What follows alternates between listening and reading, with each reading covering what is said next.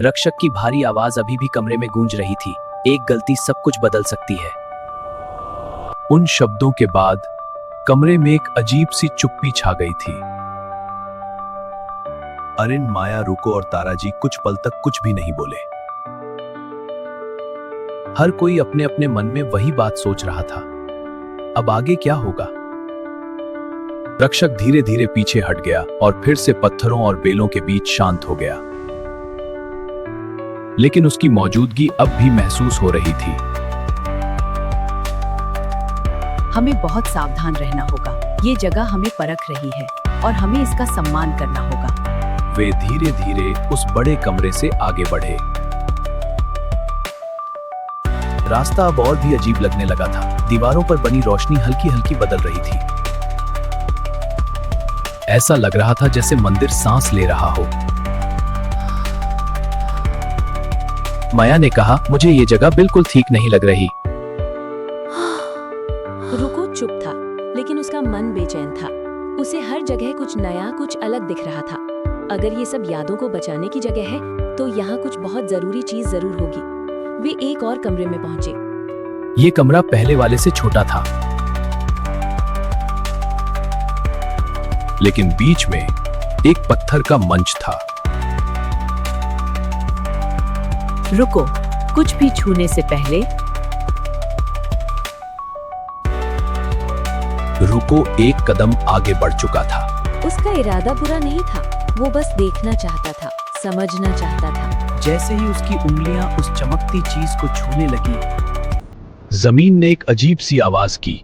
पूरी दीवारें कांप उठी। रुको, माया चिल्लाई, लेकिन अब बहुत देर हो चुकी थी। फर्श के कुछ पत्थर नीचे धंस गए और पूरे मंदिर में एक भारी गूंज फैल गई। ये शुरू हो गया।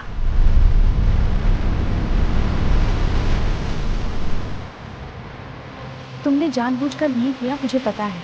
मैं बस देखना चाहता था। जब यादों को बिना समझे छुआ जाता है तो जगह खुद को बचाने लगती है। ये मंदिर हम पर हमला नहीं करना, ये खुद को बंद करना है। हमें यहाँ से निकलना होगा। अगर तुम बाहर निकल गए तो सब कुछ खत्म नहीं हो, लेकिन अगर नहीं निकले तो कुछ भी नहीं बचेगा। मंदिर अब पहले जैसा शांत नहीं था। दीवारों की हल्की रोशनी गहरी और भारी होती जा रही थी। जमीन हर कुछ कदम पर हल्की हल्की कांप रही थी। अरिन, माया, रुक्कू और ताराजी तेज कदमों से आगे बढ़ रहे थे। वे दौड़ नहीं रहे थे, लेकिन रुक भी नहीं रहे थे। हमें शांति से बाहर निकलना होगा। ये जगह घबराहट नहीं, समझदारी चाहती है। पीछे से एक भारी पत्थर गिरने की आवाज आई। रुक्कू पीछे मुड़कर देखने लगा। उसकी आंखों में डर और पछतावा दोनों थे। उसने कुछ कहना चाहा, लेकिन शब्द पूरे नहीं हो पाए। अरिन ने उसका हाथ पकड़ लिया, उसे एहसास दिलाया कि ये सिर्फ एक इंसान की गलती नहीं थी, ये हम सब की सीख थी। रास्ता पहले से छोटा लगने लगा था। कुछ रास्ते बंद हो चुके थे। मंदिर खुद को बंद कर रहा था। वे उस बड़े हॉल के पास पहुंचे जहां उन्होंने पहली परीक्षा दी थी। अब वहां की दीवारें धीरे धीरे खिसक रही थी। ये जगह बदल रही है, लेकिन अभी भी हमें जाने दे रही है। अचानक आगे का रास्ता पत्थरों से खुल गया। चारों रुक गए। एक पल के लिए सब कुछ शांत हो गया। फिर एक पत्थर की दीवार धीरे धीरे सरकने लगी। ये रास्ता अभी खुला था और उन्हें यहीं से जाना था। वे एक एक करके उस रास्ते से गुजरे।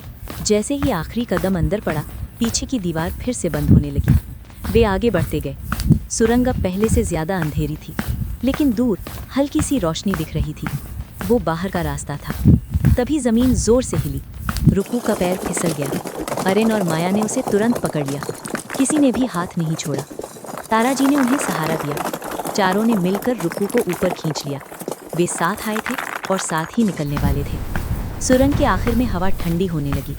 रोशनी और तेज हो गई और फिर वे बाहर निकले। उनके पीछे मंदिर का दरवाजा भारी आवाज के साथ धीरे धीरे बंद हो गया और फिर सब कुछ शांत हो गया। चारों जमीन पर बैठ गए, थके हुए लेकिन सुरक्षित। कुछ पल तक कोई कुछ नहीं बोला। फिर रुक्कू ने सिर झुका लिया। गलतियों से सीख मिलती है और उसने सीख लिया था। अरिन ने पीछे मुड़कर जंगल की तरफ देखा। उसे ऐसा लगा जैसे जंगल अब भी उन्हें देख रहा हो, लेकिन इस बार गुस्से से नहीं, बल्कि संतोष से। मंदिर का भारी दरवाजा उनके पीछे बंद हो चुका था। जंगल फिर से शांत था। वही पुरानी हवा, वही पत्तों की सरसराहट। लेकिन अब सब कुछ अलग लग रहा था। अरिन, माया, रुको और ताराजी कुछ देर तक चुपचाप जमीन पर बैठे रहे। हम कुछ भी लेकर बाहर नहीं आए, तो असली खजाना यही था। शायद हम वो चीज लेकर आए हैं जो दिखती नहीं है। जंगल ने हमें कुछ दिया नहीं, लेकिन उसने हमें कुछ समझा दिया। वे चुपचाप वापस चलने लगे। रास्ता वही था, लेकिन अब अलग लग रहा था। पेड़ अब सिर्फ पेड़ नहीं लग रहे थे, जैसे हर एक की कोई कहानी हो।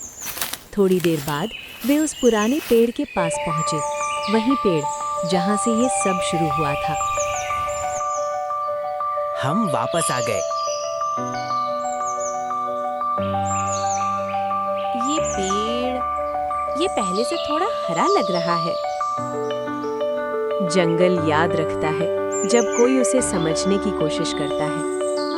असली खजाना ये समझ है कि जंगल से क्या लेना है और उसे क्या लौटाना है।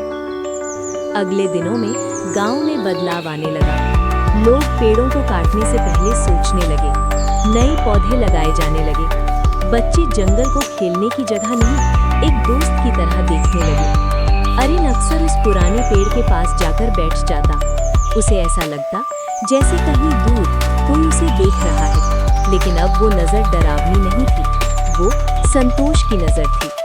और कहीं बहुत अंदर जंगल के दिल में रक्षक फिर से सो गया था, क्योंकि उसे पता था कहानी अभी खत्म नहीं हुई है, लेकिन अब ये जंगल सुरक्षित हाथों में है।